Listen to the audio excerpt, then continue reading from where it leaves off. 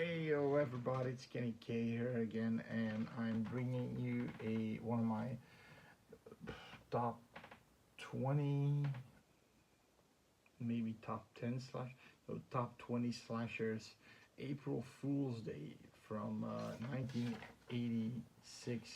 You can see the DVD. It's an ugly as fuck cover, but as you can see here, we've got the famous Amy Steele from Friday the 13th Part 2 plays Ginny, of course, and she's back in this movie. Directed by Fred Walton. It does get a great score. I forgot to write it down, but it gets scores somewhere in the 6 range, between 6 and 7. It gets 6.5 from me because I really like it. And except Amy Steele, you also have Tom Wilson, who will put a picture of. So Amy Steele and her boyfriend Rob. Here's a picture of her with her boyfriend, and then Tom Wilson, Arch, or I think it's short for Archie, is Biff from Back to the Future. An early role, pretty fun, pretty fun. Then you have the entire group. Okay, you have a group that goes with a ferry, with this car ferry to an island, and they're going to this big ass mansion that is now inherited by her father, who's still alive, but he doesn't want the mansion anymore, but he needs somebody to take care of it and own it. So he picked his daughter, Muffy St. John. And when I heard that name the first time, I was thinking about a porn movie. I was thinking, that sounds like a porn actress. Straight out of a movie called Muff Dive. I'm not sure. Muff Diver St. John. it was, I thought it was a weird name, but okay. She invites her friends.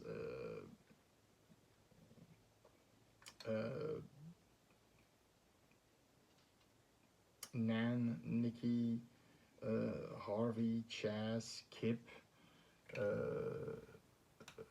Arch, of course,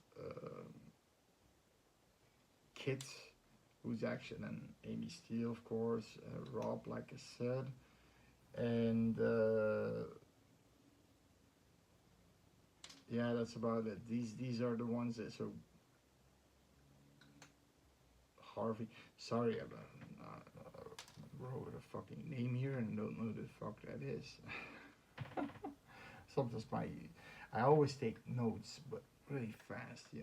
So the people who are called for the island, that are going towards the island, invited during spring break, are Nan, Nikki, and Kit, played by Amy Steele. These are the three. This one, and of course Muffy, waiting at the mansion, are the 4 female characters of the movie, and then you have Harvey, Chaz, Skip, and then you have Arch and Rob. Yeah, what the fuck? It's like Gary or something I pushed here. Harvey, so every of these characters is really fleshed out, okay. That's what I like with this movie. It's a slasher movie. If you look it up, it's a mystery slasher whodunit movie, more than a slasher mystery, more not a whodunit movie, because it's sort of obvious at some point who is probably the killer, or they're maybe trying to take you in a swing and hit for a miss, or what you call it. And the thing is that this movie is really well liked now, especially, but back then it was revered under the slasher fan community because it has a certain twist to the end that I'll explain and spoil here. but I'll do it at the very, very end when we also know who the killer is, and then I'm gonna spoil the twist. And that twist made a lot of people angry. Yes, 50-50. And now a lot of people just love this movie. Love this movie. It's in the top 20. It's in the top 20. I mean, the acting is great. Every one of these characters, it's slow burn. Everybody, but it has a great soundtrack. This.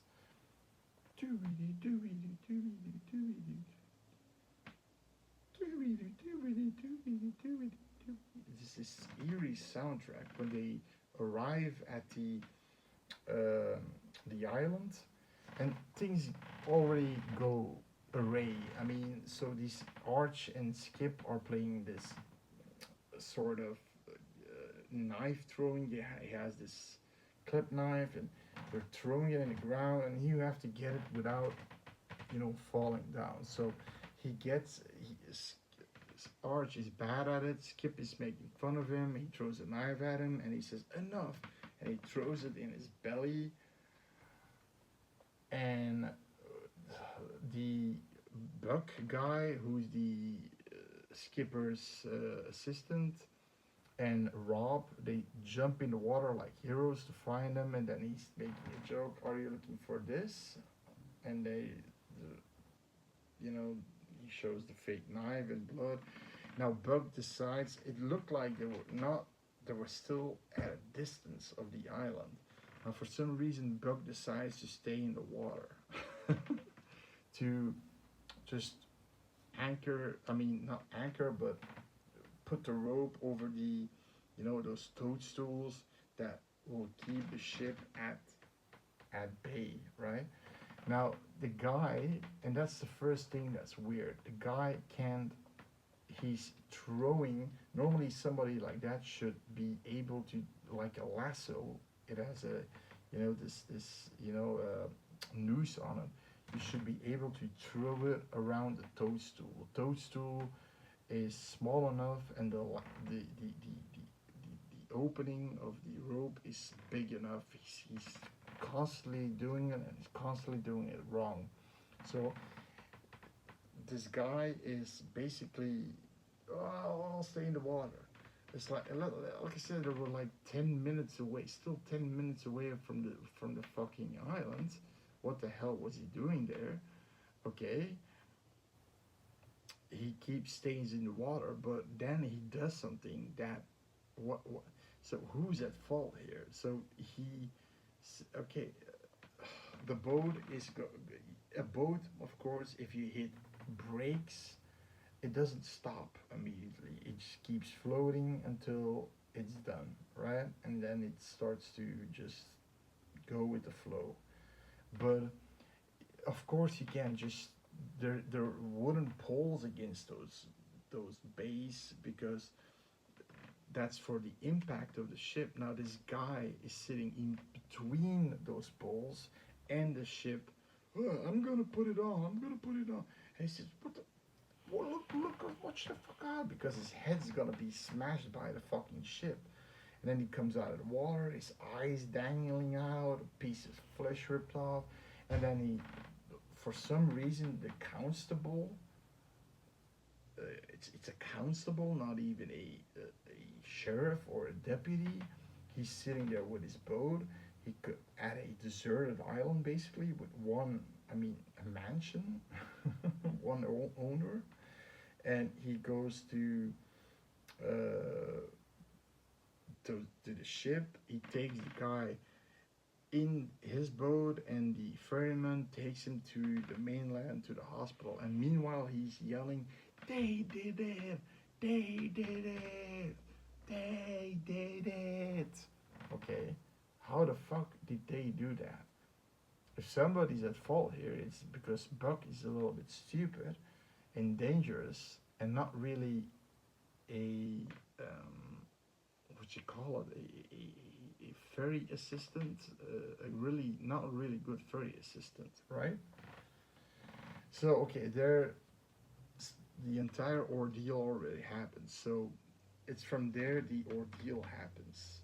So they're going to the mansion. Now Skip blames himself because he did that, that uh, prank with the knife, and he falls in the water, and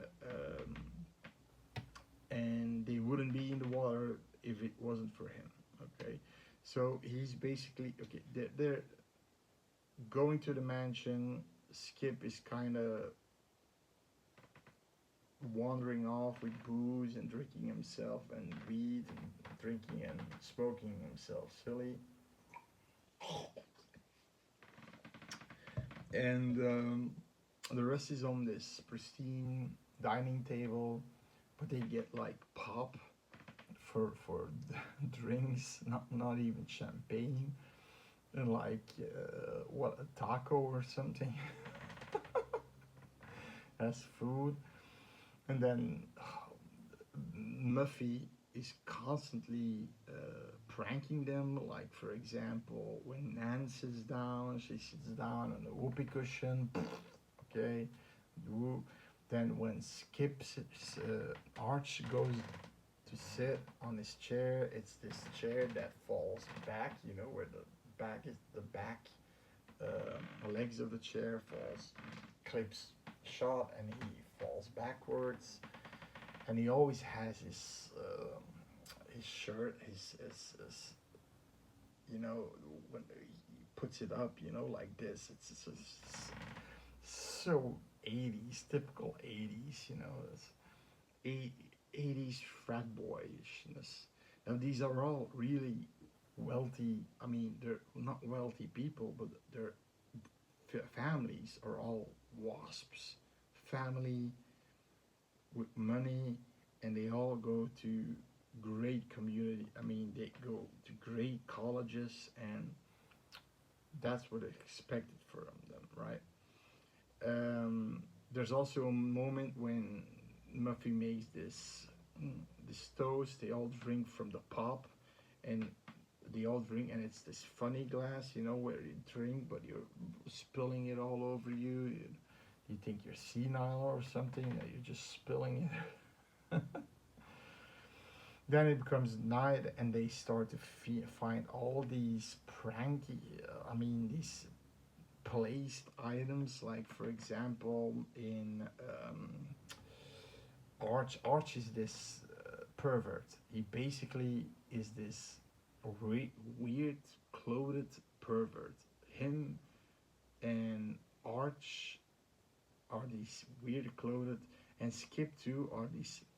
Now Skip isn't weird clothed, but Arch and Chaz, they're weird clothed. Weird clothed means he has these. For example, he wears these, and I think it's on the fucking table during the dinner. He wears these sleeping pants, where you go to bed with, and then a jacket with a tie on a t-shirt. He's super weird. Also, his colors put up, and he's like, Nan is interested in books. He shows, oh, I'm interested in books too. That's the curiosity of porn, not natural day porn. So it's like fucked up. So they find. So and his girlfriend Nikki, they find SM shit in their lock drawers. Then Skip finds in his cabinet in his room, in his bathroom cabinet, he finds all this heroin products, like a needle, a spoon, something to a matchstick. I mean, something to burn it underneath so it gets warm, and you can inject it with yourself. You got the cords to find a vein and shit like that. Then Rob and Kit find this. They first see this picture that goes. I think it's from George Washington, and his eyes are going like this. constantly. They take the picture down, and it's one of those cats. You know those cats with the clocks and the tail that goes like this, and the eyes that go like this. And then they put off the light, and that light goes on. They put off that light goes on. In Rob's tidy whities, oh, it's so tidy whities are the most. Sorry to say, I'm never been a tidy whitey guy. Always a boxer shorts guy. Even back then, if the 90s. I'm not born in '85, but more. I lived more through the '80s. Maybe when I was a child, they put box tidy whities on me, but as I can remember, boxer shirts were my favorite. So yeah, uh, hanging nice and loosely there down there. You know, hanging light. You know, nothing pulling it. You know, jamming it. No, nice and tidy, nice and loosey. So the thing is that he's trying to put those lights on, and then he just breaks one on, and then it ends, and then it goes to sleep. So everybody has these things. Like Harvey steals, he goes in the desk because he wants to the connection through Muffy. He actually wants to flirt with, become a couple with Muffy to get connections with her dad. He's a big time Wall Street owner. So, and Harvey's this econ major, you know, this from Texas. I'm your friend from Econ 101, you know. So, and then he's talking, we need to be together. We need to be together. And he steals a bunch of these large Cuban cigars, and then with a cigar in his mouth, because we were meant for each other, Muffy. You, me, your money. Because I'm the brains. I know how to do it. And the cigar explodes. All these things he finds. Also, he also finds these articles about people dying there in that bay area. It's weird. It's everybody finds these placed items. Like Nan finds a tape recorder of a baby crying. Now, the next day, okay, here it starts. Okay, so Nan confronts Muffy, who's completely changed. Her hair isn't made up. Her clothes are like this nursing clothes. I'm not sure what she's wearing. This old school 50s nursing school clothes.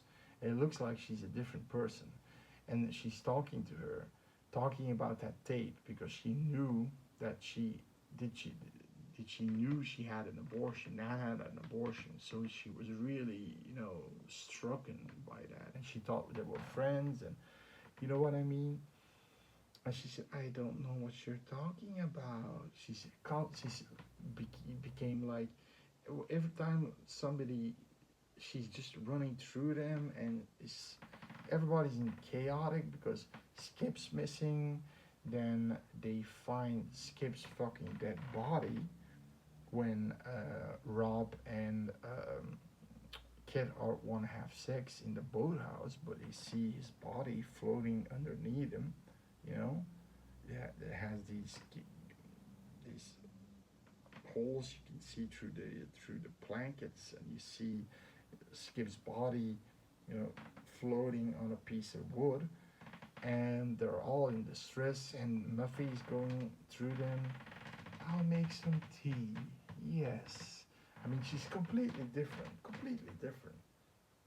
So they think it's that bug guy for revenge. So they call the constable, and the constable says it's not. No, that can't be because um, he's still in the hospital. But call me later. I'll tell you a little bit more. But he's in the hospital with me, so it's not Buck. Then they try to find who could be a killer, because Nan at this point is also missing. and then they go to look for Rob, Chaz, and Arch are going to look for this potential killer, and they're all like always in slasher movies. They're just going all off in different directions. The women stay clear. The women and Harv stay clear. Arch is like he's the pussy of the group. He's like the scared guy of the group. It's mostly Rob and Arch. These are the two biggest guys from the group. So they go looking for, of course, Arch being Biff from the Back to the Future. He was always this, muscular dude and big dude, and now they. The first thing that happens is Skip is caught in a sort of bear trap. He's hanging upside down. There's a snake in this neighborhood trying to catch him, and a snake that's doing like, and he's like, oh, and then you see footprints, somebody walking and pushing up, kicking the snake away, and he looks up. It's like, and then it fades to black. Then they come back. Skip's now gone. Arch is now gone too. Arch, Skip, Nan. So they decide to call back the sheriff, and what they get is he gets something. He's going to come towards them, and when he's there, he will fire a flare. Okay, so, but he gave information to Rob that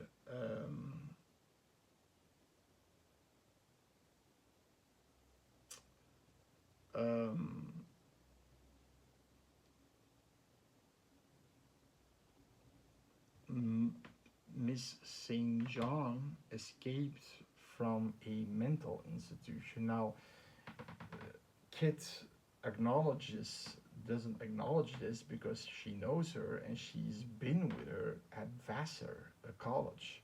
So that's not true. So they're like, huh? And then the sheriff said, the constable said, stay together, and they all want to do that, but there's a moment when they want to get for some water. The water is closed down, so they're going to get to a well. Harvey and Nikki, and eventually she drops a bucket in the well. He drops a bucket in the well. She goes down in the well. She falls down in the well, and she finds the head of Nan and Skip, Nan and Arch, and whose other body? I think Nan and Arch. She finds the heads of them. So she's like, oh, okay. She's being pulled out by Harvey. They go back. They're completely now. I want to get the fuck out of here. I don't want to stay together. I just want to get the fuck out of here. And Nikki's like, I don't care anymore. I'm going upstairs to pack. Now Chaz is following her. He's putting on some of that SM material because there's a scene in there when they're fucking each other before all mayhem happens. They're fucking each other like this. I don't know why. I think they're using some of the SM material because they're in this position that I don't understand what it was, like her legs or his shoulders and his head pinned down. I don't know. And then meanwhile, some weird fucked up shit. And then Arch is looking for somebody to fuck, but he can't fuck.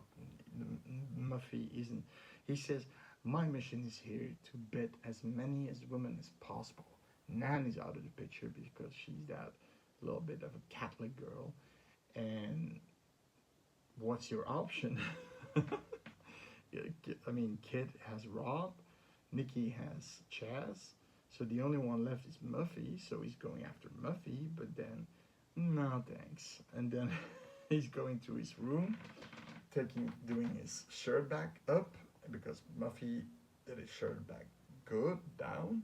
Then it goes to his room, sits on the chair, does like this, takes a porn mag, wants to smack some off, and then he falls backwards again. It's hilarious.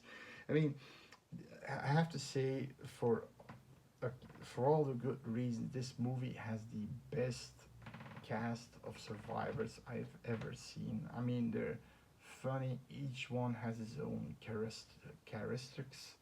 I mean, they're like, one is like a pervert, one is like this man child, one is this prankster, one is a serious female that believes in friendship and the old Christian, and it's just great. It's just great characters, great ensemble, you know. Now, okay, here it comes. So,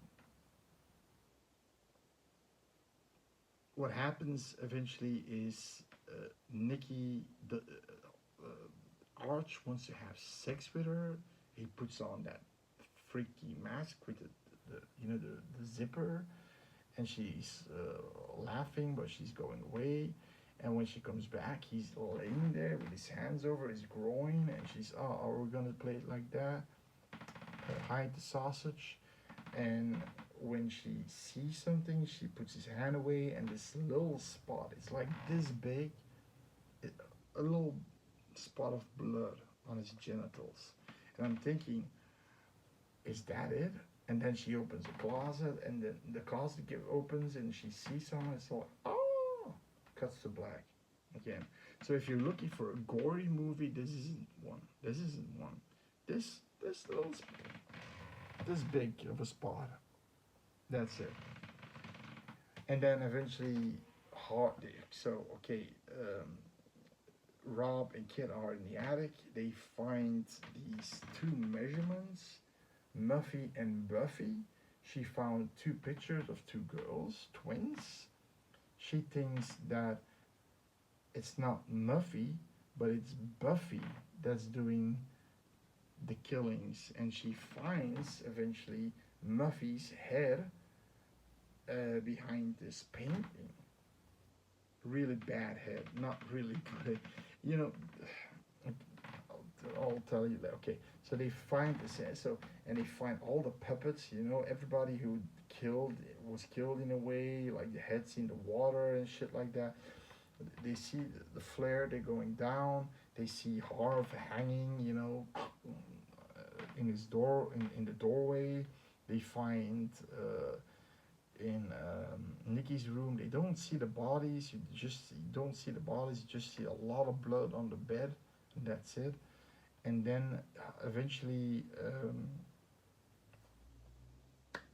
they're going to the coastline. They find the sheriff's boat, but he's in it.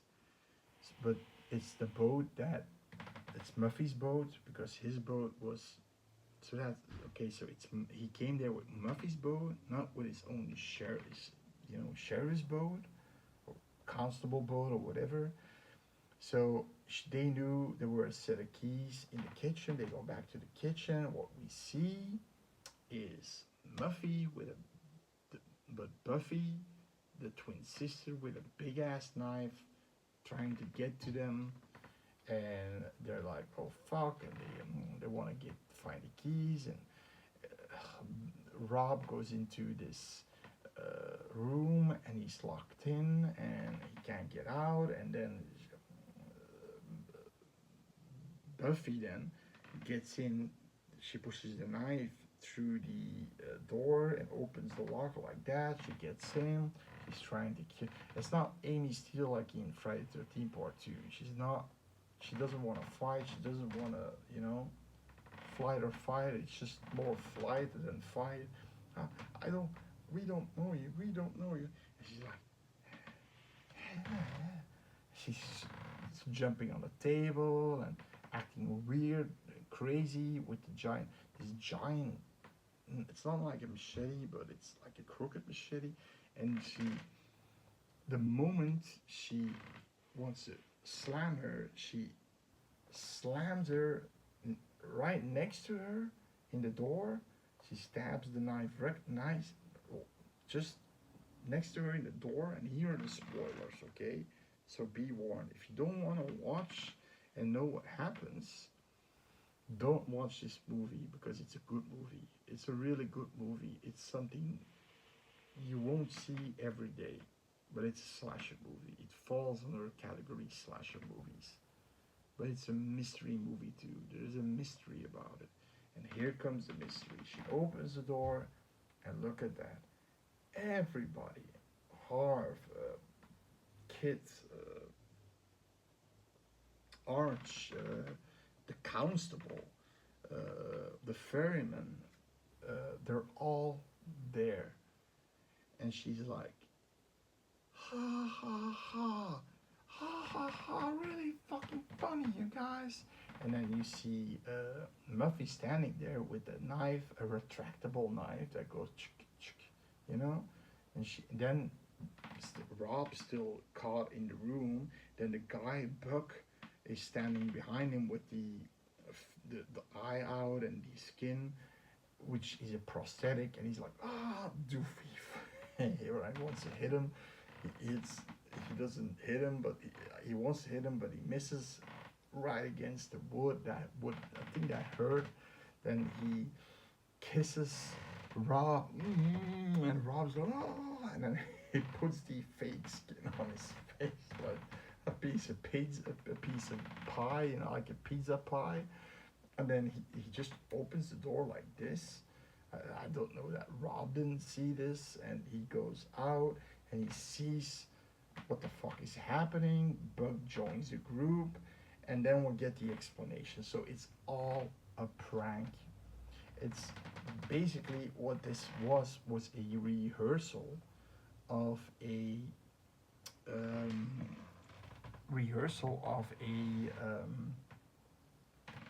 sort of like an escape room now, but a real mystery game. You know, like a whodunit mystery game you can have on the island in the mansion for a weekend. And they wanted to do this, but Kit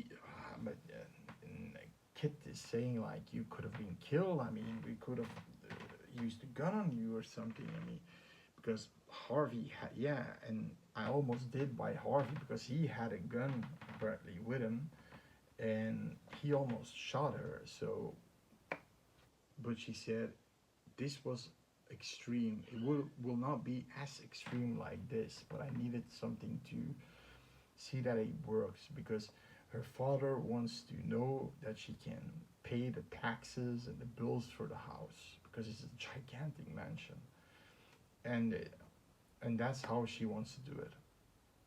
So the constable there it's not her dad, but her uncle, also a Wall Street guy. Harvey immediately goes smooching on him, and hi, I'm Harv, and then the Buck is a special effects man. Now he takes a head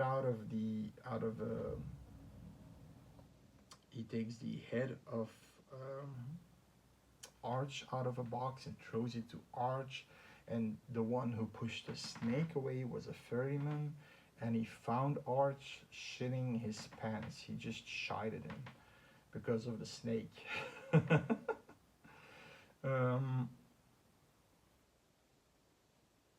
So everybody was like, and Skip was in on it, so he knew what was happening, because there you go, Skip, because he was presented as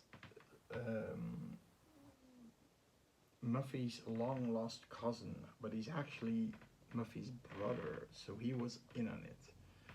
So everything was an entire prank, and that's where a lot of people back then really got angry, because they had like, oh, what the fuck, no gore. It was a creepy movie, like I said, but it's a creepy movie. It didn't need that gore.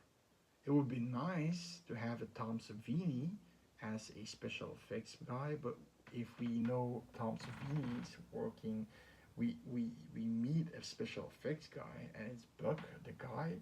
Then we have to have Tom Savini as the boat handler, the boat assistant, and then we know, okay, this guy, this is fake.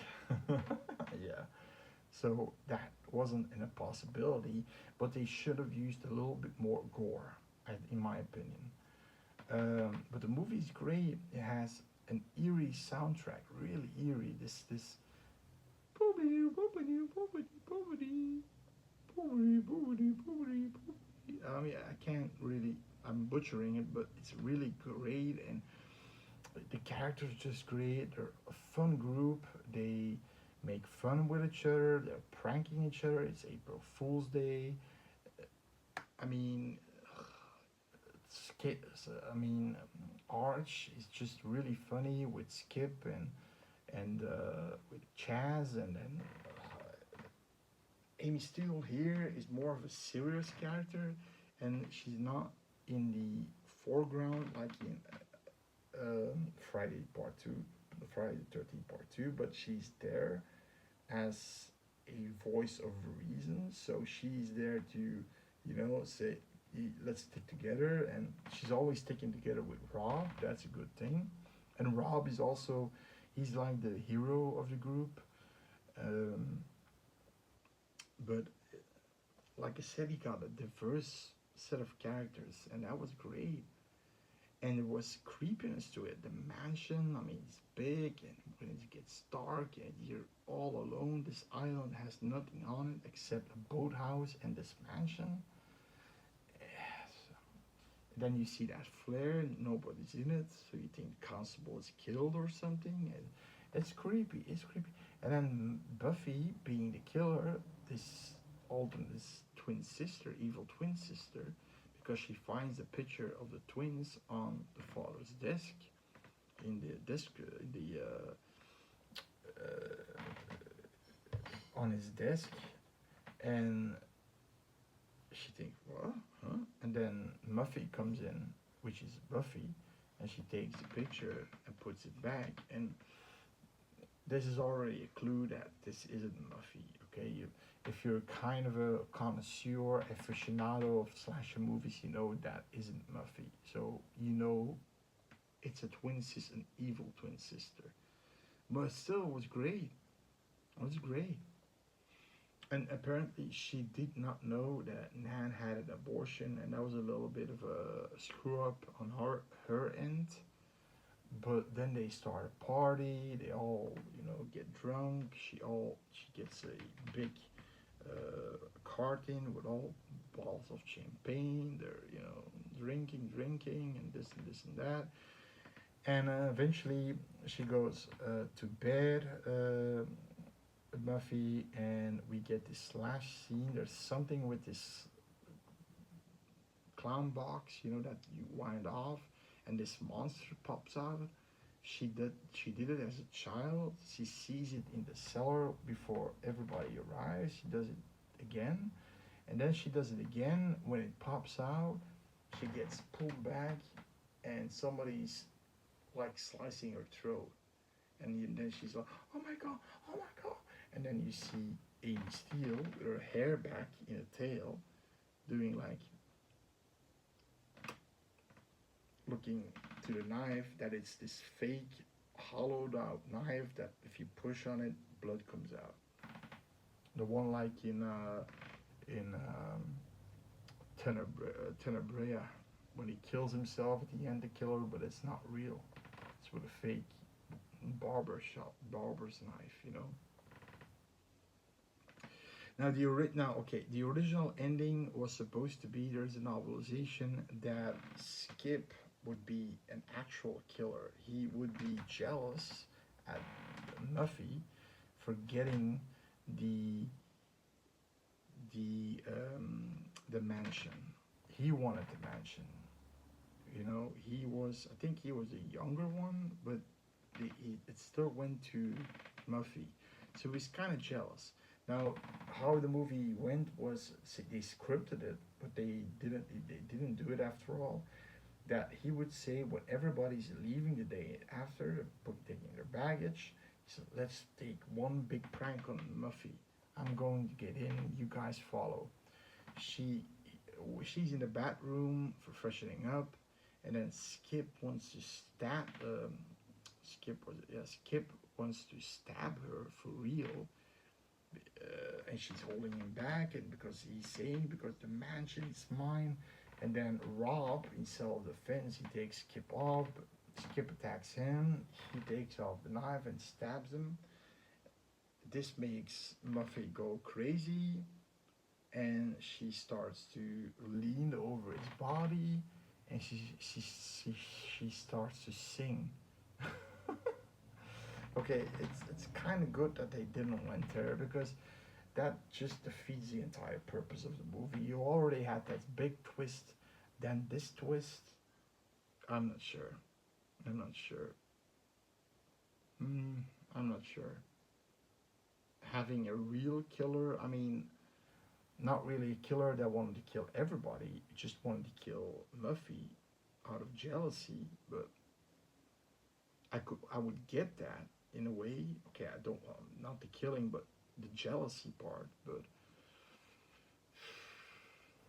that would be just too much twists after twists after fucking twists. There's also lost footage that Amy Steele really kills Muffy, really slices her throat because she's fucked up now.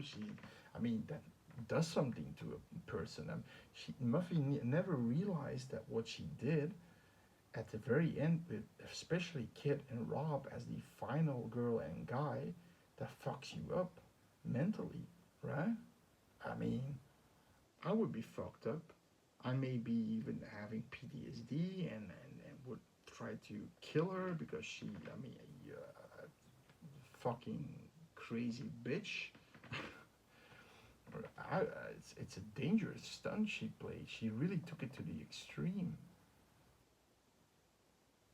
And everybody had to work for this to really succeed. Everybody had to work together. It's just the perfect storm to make this thing happen, but this can ruin a few people's lives, especially the ones at the end. So there was also they said it was shot, and you can find it, but it's rare somewhere, or stills of it, that she's really getting slashed, but by Kit, by Amy Steele. So in any case, this movie is great. The pros are, you got great characters, creepy environment, creepy soundtrack. You got a what did I leave out? You've got it's kind of good from beginning to end. Always something happening, even if it's a prank or not with Buck. You know, there's always something happening. It doesn't get boring. There are funny moments in it, but it's actually not meant to be a funny movie, because I looked it up. It's just a slasher horror movie, mystery movie. That's the subgenre on IMDb at least. Like I said, it's 6.5. The only con that I'm giving it is the fact that Muffy was fucked up for doing this shit, because some people would really go fucking crazy. I mean, some people with issues would go crazy if like somebody has PTSD from herself or himself, and she does that kind of shit. That person would go berserk and kill her ass, stab her ass to death, right? Or hit her ass to death. I mean, you never know. It's a dangerous trick she's doing there. If she said she wouldn't make it so extreme at the end. She wouldn't make it that extreme for other guests, but even then, it's dangerous game she's playing, in my opinion. But okay, just rent out the mansion. It's a fabulous place. It's beautiful. It's secluded. It's big. You can have a lot of people there. I mean, you don't have to do this stupid shit. Yeah. personally, that's what I'm thinking. You don't have to put a.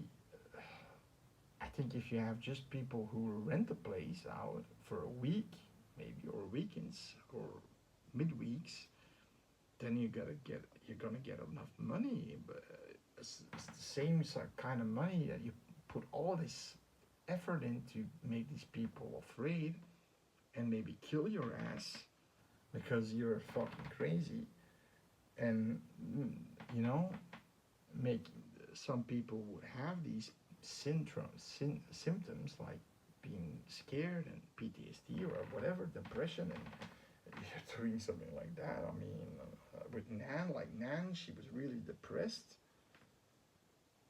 but then she kind of went it off, but she's still wasn't really, you could see she wasn't really glad with it. I mean, you know what I mean?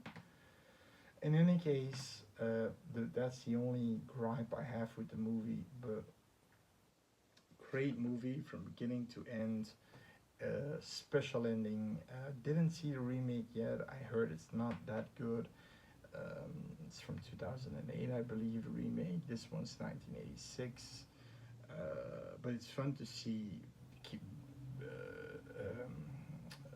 Biff, from Back to the Future in this as a young guy before Back to the. I think he's before Back to the Future. Yeah, the first one was that before 1986 or after. I'm not sure. That could be something that I don't know. But in any case, yeah. So that, like I said, that ending with Skip being the killer is in the novelization of the movie, and the alternates, and was a scene that was scripted but not used, and the scene that was shot apparently was the real kill of killing Amy Steele, going cuckoo and just killing her for real. So there you go. Great movie. If you like my content, like the damn video, subscribe. It's free, and give a comment if you think this movie had this impact on you of, oh shit, they fucked us over, like at the ending, when everybody's saying surprise, or are you thinking, oh, that was ingenious? All right, so see you next time. Hope you enjoyed it. Next time for better content.